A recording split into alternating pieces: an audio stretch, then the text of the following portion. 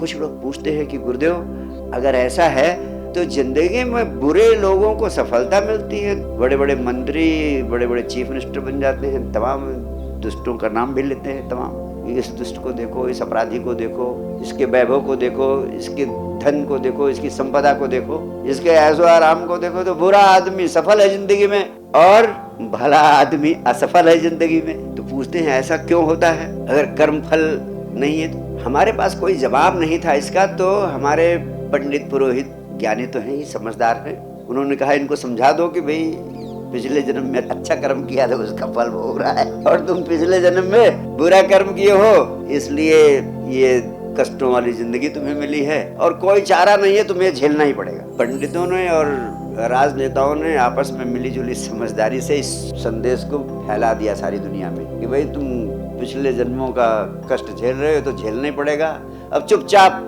झेलो और कोई उपाय नहीं। तो सब बेचारे दीनहीन जहाँ जैसे है वैसे भैया पिछले जन्म का फल भोग रहे हैं। लेकिन ऐसी कोई बात नहीं है, समझ की क्रांति पैदा करना चाहता हूँ। अगर दो एक बातें मेरी समझ लें तो आपकी समझ में ये बात भी आ जाएगी कि ऐसा संभव है कि बुरा आदमी हो उसे सफलता मिले और भला आदमी हो उसे सफलता न मिले। वास्तव में बुरा आदमी होना इस अस्तित्व की एक जटिल घटना है। बुरा आदमी चोरी कर सकता है, बेईमान हो सकता है, लेकिन इसके आधार पर पूरा निर्णय लेना कठिन है। वो चोरी कर सकता है, बेईमान हो सकता है, लेकिन हो सकता है उसके भीतर कुछ और भी बड़े बड़े गुण हो, जैसे वो साहसी हो सकता है, हिम्मती हो सकता है, बुद्धिमान हो सकता है, इनिशिएटिव लेने वाला व्यक्ति हो सकता है, रिस्क लेने के लिए तैयार रहता है, ऐसा व्यक्ति हो सकता है कि एक एक कदम समझदारी से उठाता है। तो जिंदगी में सफलता पाने के लिए अगर उसके पास ये सब गुण हैं तो उसे सफलता मिलेगी, भले ही वो बेईमानी करता हो, चोरी करता हो, लेकिन सफलता पाने के लिए जो गुण चाहिए वो उसके भीतर मौजूद है तो उसे सफलता मिलेगी।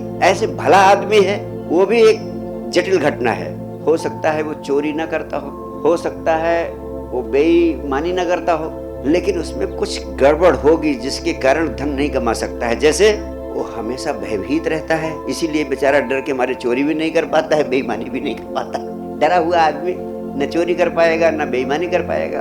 और इसके साथ साथ वो बुद्धिमान नहीं है, बुद्धू है, जोखिम लेने में असमर्थ है, इनिशिएटिव नहीं ले सकता है। तो बुद्धिमान नहीं है, बुद्धू है, इनिशिएटिव नहीं ले सकता है, साहस नहीं कर सकता है, जोखिम नहीं ले सकता है, तो वो सफल होगा अपने उद्यम में? जिंदगी में सफल हो पाएगा? नहीं हो पाएगा।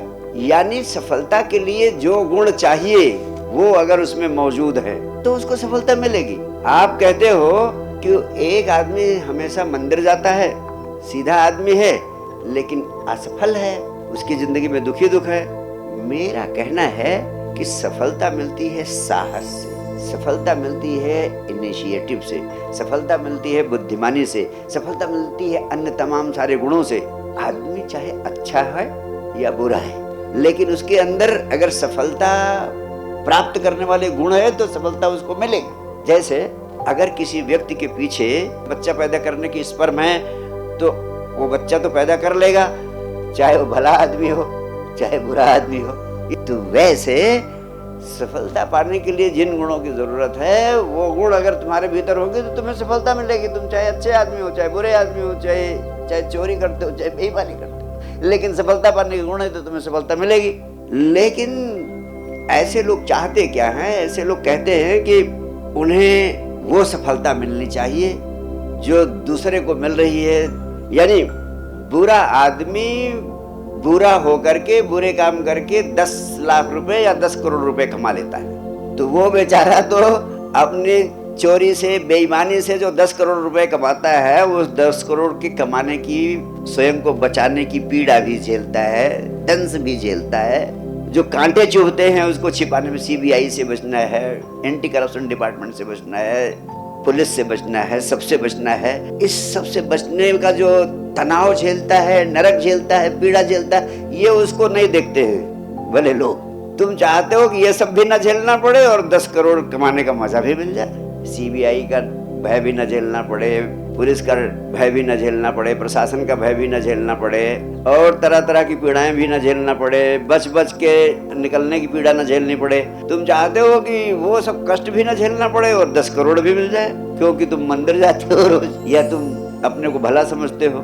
अगर तुमको नहीं मिलते हैं वो 10 करोड़ तो तुम कहते हो कि मैं तो पूर्व जन्म के कर्मों की सजा भोग रहा हूँ, और फिर अपने को झूठी सांत्वना देते हो कि मैं भला आदमी हूँ, अब चलो इस जन्म में नहीं अगले जन्म में तो खजाने मिल जाएंगे हमको। ये झूठी सांत्वना है। ये जो कर्म बंधन का सिद्धांत है, इसमें गड़बड़ होने के कुछ महत्वपूर्ण वैज्ञानिक कारण भी है।